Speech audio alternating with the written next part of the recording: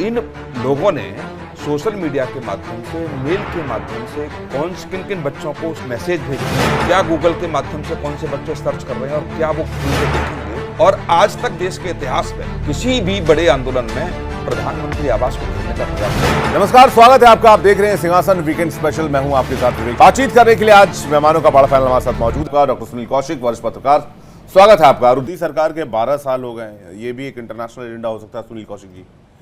कई लोगों के पेट में दर्द हो सकता है, कई डीप स्टेट्स हैं जिनको प्रॉब्लम हो सकती है। दूसरी बात कि ये जो बात अभी मैथिल जी कह रहे थे कि हिंदुओं को गरियाना, हिंदू देवी देवताओं को गरियाना, मोदी को गाली देना, गृह मंत्री को गाली देना, शिक्षा मंत्री को गाली देना, हर एक मंत्री को गाली देना, मतलब चुन चुन कर वो चीज़ें की गई हैं जो ना तो हमारी संस्कृति है, ना हमारी विरासत है, और ना ही हम उस तरह के किसी भी एजेंडे में यकीन रखते हैं एज अ नेशनलिस्ट, एक राष्ट्रवादी होने के नाते। तो फिर ये चल क्या रहा था विवेक की? जब कोई बड़ा आंदोलन होता है तो उसका एक ब्लूप्रिंट तैयार होता है। किन मुद्दों पर वार्ता होगी, किन मुद्दों पर चर्चा होगी, किन मुद्दों को लेकर के एक कमेटी बनेगी, वो सरकार से वार्ता करेगी, मीडिया के समक्ष कौन जाएगा, ये सब कुछ चीज़ें होती हैं। क्या इस आंदोलन में दिखा आपको? सरकार किससे बात करती? सरकार से वार्ता करने वाले कौन थे?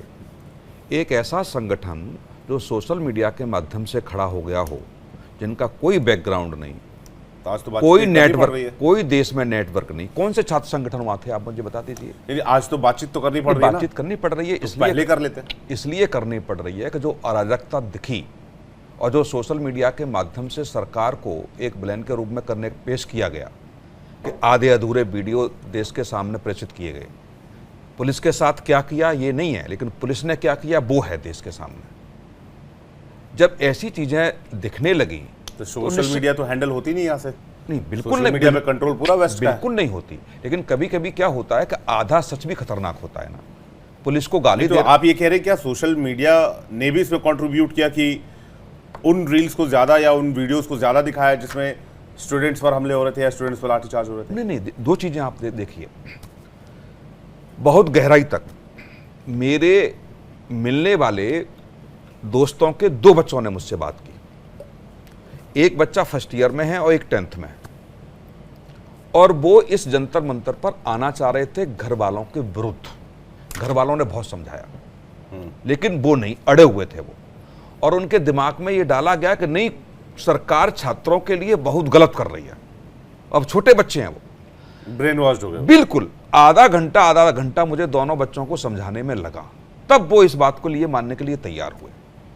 मेरे संपर्क में जो बच्चे आए तो किस तरीके का माहौल क्रिएट किया गया। मेरी खुद बिटिया जाने के लिए जंतर मंतर पर तैयार थी, और बहुत मुश्किल से जब उसकी मां ने समझाया वो नहीं मानी, तब मैंने उसको 1 घंटे समझाया, तब वो मानने के लिए तैयार हुई। इन लोगों ने सोशल मीडिया के माध्यम से, मेल के माध्यम से किन किन बच्चों को मैसेज भेजने हैं, क्या गूगल के माध्यम से कौन से बच्चे सर्च कर रहे हैं और क्या वो खोल के देखेंगे, ये सब चीज़ें बहुत प्लानिंग तरीके से की गई। और मुझे लगता है कि सरकार की जांच एजेंसियां इस पर काम करेंगी, जो मैंने महसूस किया। तो क्या इस बड़े स्तर पे जो भी कुछ इस देश ने देखा, जेपी आंदोलन भी देश ने देखा, अन्ना आंदोलन भी देश ने देखा, किसान आंदोलन की मैं चर्चा इसलिए नहीं करूंगा कि वहां भी 15 अगस्त वाला वहां भी विवेक की यही स्थिति थी कि सरकार किन से बात करे।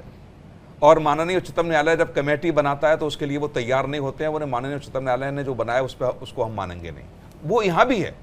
अभी आप देखिएगा, आज वार्ता हुई है, शाम तक आप देखिएगा, एक प्रवक्ता जब मिला आता है तो उसको निकाल दिया जाता है। किसके कहने से वो मिलने गया, किसके कहने से सोशल मीडिया पर उसकी खबरें चली कि साहब उसको सीजेपी से हटा दिया गया। ये कौन लोग हैं? और आज तक देश के इतिहास में किसी भी बड़े आंदोलन में प्रधानमंत्री आवास को घेरने का प्रयास कभी नहीं किया गया। जेपी आंदोलन में भी नहीं हुआ, अन्ना आंदोलन में भी नहीं हुआ। तो कुछ तो था। आप पार्टी और कांग्रेस सामने सामने आ गई। क्यों आ गई?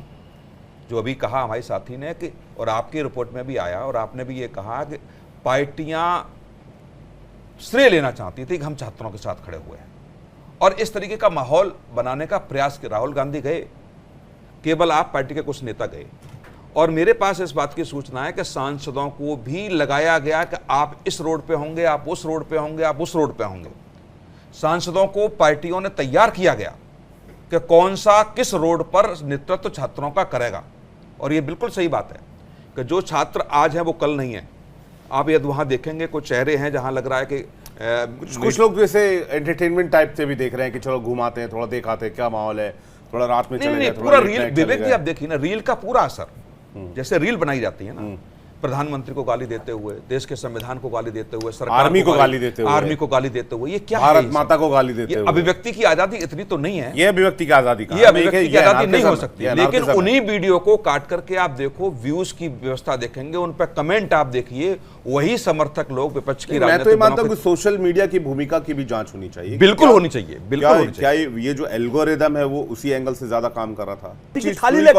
थोड़ा जल्दी में समझ लेते हैं कि जो वीडियो फुटेज लिए गए हैं, क्या पुलिस, अभी तो खैर सरकार सहमति दे रही है कि केस दर्ज नहीं होंगे, लेकिन जो लोग वीडियोस में दिखे हैं, आए हैं या पहचाने गए हैं या हिंसा करते देखे गए हैं, उनका फ्यूचर क्या हो? युवा हैं, 20 साल, 22 साल, 25 साल, 24 साल, 21 साल, इस तरह से एज है उनके अभी। नहीं, देखो एजेंसियां इन्वेस्टिगेशन करेंगी।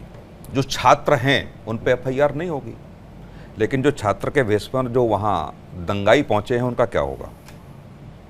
मतलब वहां सिद्ध करना पड़ा, कॉलेज यूनिवर्सिटी से नहीं, कॉलेज यूनिवर्सिटी से पढ़े हुए लगे बच्चे नहीं FIR होगी।